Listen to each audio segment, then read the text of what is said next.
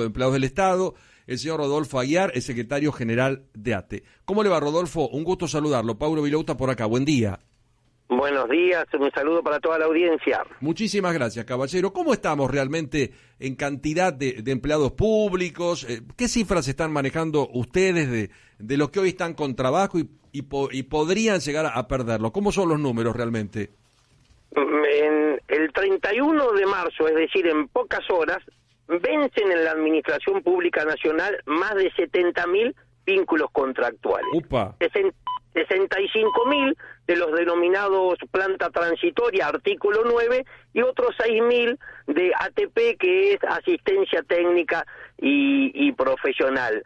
El presidente, que no conoce el Estado, que plantea un delirio ayer en ese foro internacional cuando dice: voy a echar 70.000 trabajadores, solo hace falta aplicar el sentido común para saber que no se podría reducir la planta funcional de la administración pública en esa cantidad, pero lo cierto es que miente, genera zozobra, incertidumbre, y hemos tenido que salir a responder con una medida de fuerza para el primer día hábil del mes de abril. La vamos a definir en las instancias orgánicas del sindicato, pero estamos planteando un horario para que todos los turnos, el día 3 de abril, ingresen de manera masiva y simultánea frente a la posibilidad que las fuerzas de seguridad o la policía, como ya ocurrió en otra oportunidad,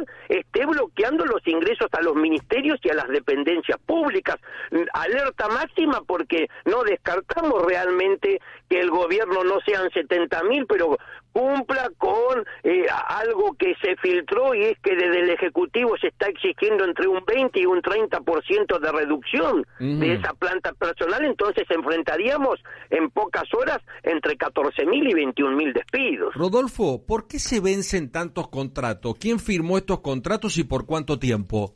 Es una muy buena pregunta y que muestra que no recurre al facilismo de muchos colegas suyos, que es enseguida pensar que aquel que le está hoy reclamando a Milei, como es el caso de ATE, es porque adhiere a alguna idea de algún gobierno anterior. Es buena la pregunta para saber que se trata, en este caso, cuando estuvo Macri y despidió 45.000 trabajadores, Macri pudo despedir porque el gobierno anterior a él los había dejado precarizados. En aquel momento, recuerdo, eran 80.000.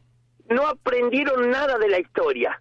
Pasó el gobierno de Alberto Fernández y se consolidó un fraude laboral en la administración pública, el fraude laboral más grande, porque la ley es clara en la Argentina. Sí. Si un trabajador realiza las mismas tareas que el de planta permanente, cumple una misma franja horaria y recibe instrucciones de un mismo superior jerárquico, estamos frente a un fraude que uno, cuando corre el velo de ese fraude, lo que hay detrás es una relación de dependencia. Todos los trabajadores tienen entre 5, 7, 15 y hasta 20 años de antigüedad, por lo tanto se cae también esa mirada de que fueron designaciones de determinado gobierno. Claro, porque terminan siendo precarias. Yo sé, Rodolfo, y también lo siento, porque me ha tocado hasta con gente cercana que cuida el empleo público en un país donde no hay empleo privado, lo respeta, cumple con un horario, tiene una vocación, porque muchas veces uno brinda un servicio, ¿no? Atiende gente en un destacamento y realmente honra el trabajo. Así como también conozco que hay mucha militancia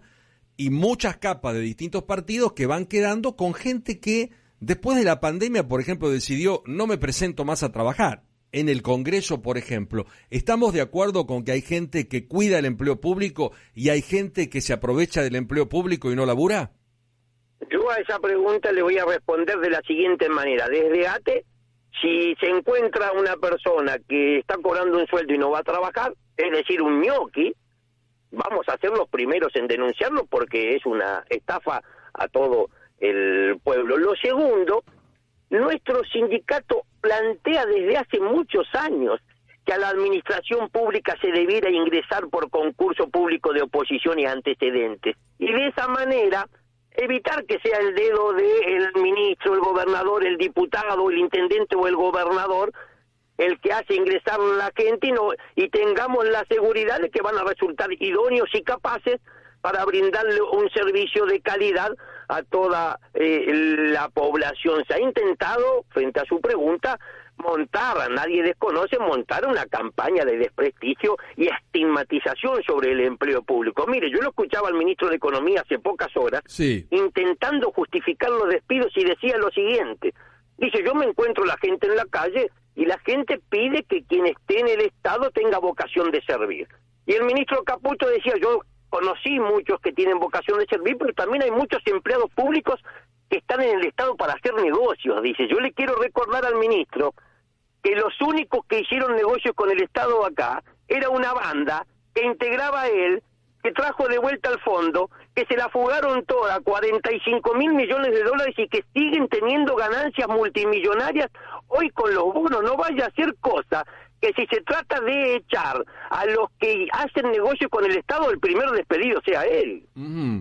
Estamos hablando con Rodolfo Aguiar, que es el secretario general de ATE, que ahora nos va a contar la medida del primer día hábil. Usted me dijo, Macri echó 45.000. ¿Cómo fue en los gobiernos? Muchos se reincorporaron, ¿no? ¿Cómo dijo? No, digo que muchos de esos 45.000 trabajadores despedidos se fueron reincorporando. Ah, se fueron reincorporando. Con la lucha logramos muchas reincorporaciones, no todas. ¿En los gobiernos K echaron gente o tomaron gente permanentemente? Yo estimo que debe haber sido como en cualquier gobierno. Nosotros, desde el sindicato, nos corresponde evaluar si la planta funcional es acorde con las necesidades que tiene un organismo. Por ejemplo, el gobierno que asumió ahora se había comprometido a realizar una auditoría y a revisar la asignación de funciones y todavía no lo hizo, es decir, está hablando de echar gente cuando todavía no sabe si la gente cumple las funciones que está cumpliendo. Me parece que hay que hablar del Estado también, no como un simple puesto de trabajo, porque un despido se traduce en una tragedia para la persona y la familia que queda en la calle, pero también es una tragedia social, porque tiene un impacto social negativo. Nosotros no vamos a admitir que nos digan que vamos a salir a la calle a hacer defensas corporativas o a cuidar privilegios. Detrás de cada puesto de empleo estamos defendiendo políticas públicas. Mire, si me deja yo agrego que tenemos que evaluar bien lo que está pasando, porque cuando hablamos de discutir un nuevo Estado, muchos dicen, bueno, los sindicatos no quieren discutir nada. Yo soy de los que reflexiona y dice, bueno, tal vez en el balotaje, porque este gobierno llegó por el voto popular, en el balotaje si haya triunfado la idea de que hay que discutir un nuevo Estado, porque este Estado así como está se ha venido alejando de la gente y no le brinda las respuestas en tiempo oportuno que la sociedad necesita, y tal vez las prestaciones no son en la cantidad y la calidad que se esperan. Para discutir un Estado al servicio de la gente, ATE se sienta. Ahora, eso está bueno. Eso está ahora bueno. Sí, eso ahora está bueno. Tenemos la sensación, si uno analiza, que un empresario como Paolo Roca tiene más funcionarios en el gobierno que la propia fuerza política que ganó las elecciones. Estamos equivocados nosotros cuando decimos, yo me estoy replanteando esto, cuando decimos, Milei está destruyendo el Estado, ¿no? Milei está destruyendo un Estado, que es el Estado de la gente o el Estado al servicio del pueblo, pero está construyendo otro Estado, está construyendo el Estado de los grandes grupos empresarios. Ahora, Aguiar, le quiero preguntar, mi nombre es Nuream, buen día. Le quiero preguntar, bien, primero si usted está de acuerdo con que hay que poner la lupa sobre los trabajadores del Estado en general, porque hay muchos que cumplirán con su trabajo, pero hay muchos que no conocen ni su oficina. ¿Eso usted lo ve? ¿Entiende que es así? ¿Lo rechaza? De ninguna manera, ¿no? Usted dice que no, que todos van y trabajan en tiempo y forma la cantidad de horas que tienen que trabajar y con el resultado productivo que se espera que realicen.